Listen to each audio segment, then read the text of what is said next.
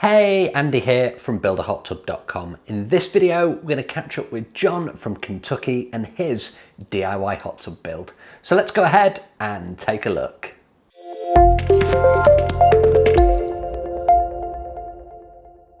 Okay, so super excited to be sharing with you a brand new project that started. It's with John in Kentucky and he's building a DIY hot tub in his backyard.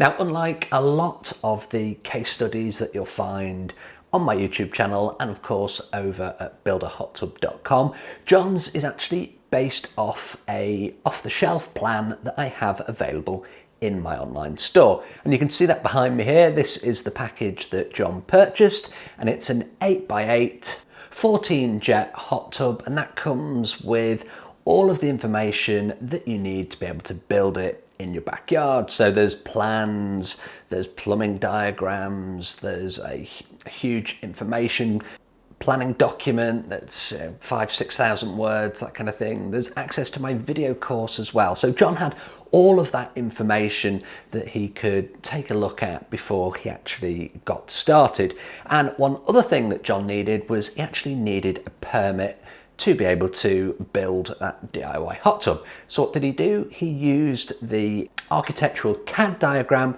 that I supply in the package and he submitted that for his permit, which obviously, as we're covering the build, he has now received. So there's lots of different sizes in my online store, so if you do want to check that out, I'll put a link to that underneath this video. Now, before we get on and take a look at John's build, always a great opportunity. You know I like to get this in there to say, please do subscribe to the channel, hit that notification icon to be notified when my videos go live. I do 2 long form videos just like this every single week, a whole bunch of shorts, and everything on my channel focuses on DIY hot tubs, plunge pools, parts, and pretty much everything in between. So where did John start? Well, John started like everybody does. He needs to dig a hole. And as you can see behind me, that's exactly what he did. Now, he didn't do that by hand. He was sensible enough to get a digger in there. So it didn't take him too long to turn something that looked like that into something that looks more like a hole. So with the hole dug, the next step you need to do is get some pea gravel, type 1 ballast, they go under different names. You're going to put 4 to 6 inches of that into the bottom of the hole, and then you're going to compact that down with a whacker plate. And that's exactly what John did. You can see in the image behind me there, you've got that layer ready. From that layer, you're now ready to form up for your concrete base. And you can see behind me, John again has done just that. He's got a damp-proof membrane underneath the rebar structure, into which he's got a wooden mould or a form ready to pour that base. And we put the damp-proof membrane in there to keep dirty water ingress from trying to enter the tub from underneath. So it's not any kind of waterproofing or anything like that. It's to keep water out rather than keep water in.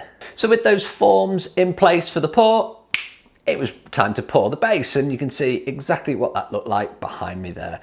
He's got those risers in as well. The risers, which is the vertical rebar, that's there so that you can then attach the walls through the CMU blocks, and it just gives it all added strength because it's tying everything together. So that kind of lateral pressure, trying to force those walls out with the water, because you got that rebar tying it into the base, it just helps keep everything nice and tight and in the place that it's meant to be. With the base poured, the next stage of the project for John is to start work on those blocks. And again, that's exactly what he's done. You can see behind me, he's started to put in the blocks. The blocks, some people do course by course, others do the corners first to get to height. You can measure, you can keep everything perpendicular. It really boils down to your own skill set. If you're really comfortable at laying blocks, you'll just whiz round, you'll lay them course by course and move on. I'm certainly not, so I did mine kind of like John has. I did it in stages, trying to line everything up and get some nice straight lines in there. It was a bit of a challenge for me, but you get there in the end. By the time you get onto your 3rd or your 4th course, you're really motoring through things. And once John was up to height, the next thing that he was going to add is basically to start work on the interior. So what he's doing, and you can see behind me here, he's forming up the steps with those CMU blocks. When you put in the steps and the lower seating, you're going to need to put the plumbing in there as well. And you can also see that the conduit in the center of that step, that's actually for the light. So he's going to run electrical conduit all the way through, up and above the waterline. That way you don't need to seal it up, and then you can have that light flush on the bottom step of your hot tub. Then it was time for John to turn his attention to the skimmer. So the skimmer's gone in place, it's been connected together to those bottom drains. So you have your inward suction connected to the suction at the top of the hot tub.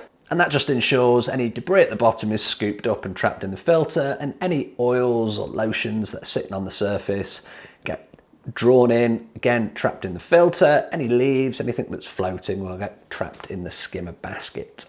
So then it was on to the seats, and what John's done here, you can see behind me, is he's actually insulated the internal portion of the seats.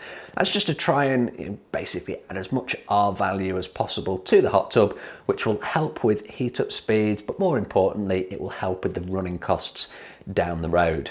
John's used 1-inch insulation board. He's got a couple of layers of that, as you can see, and then he's finished the top off again with insulation board, and that's just ready to be poured over for the final height and the surface. And this is where he's at this stage. So this was the photographs that he sent through to me yesterday, and John, I really appreciate that. Thanks ever so much. The build is coming along really nicely, and I can't wait to share the next update on this channel. If I can help you with your DIY hot tub or plunge pool, or you've got any questions with parts, please do get in touch. Always happy to hear from you. As always, I appreciate the view. Thanks ever so much for watching, and I will see you on the next video. If you've liked this video, please do like, share and subscribe to the channel.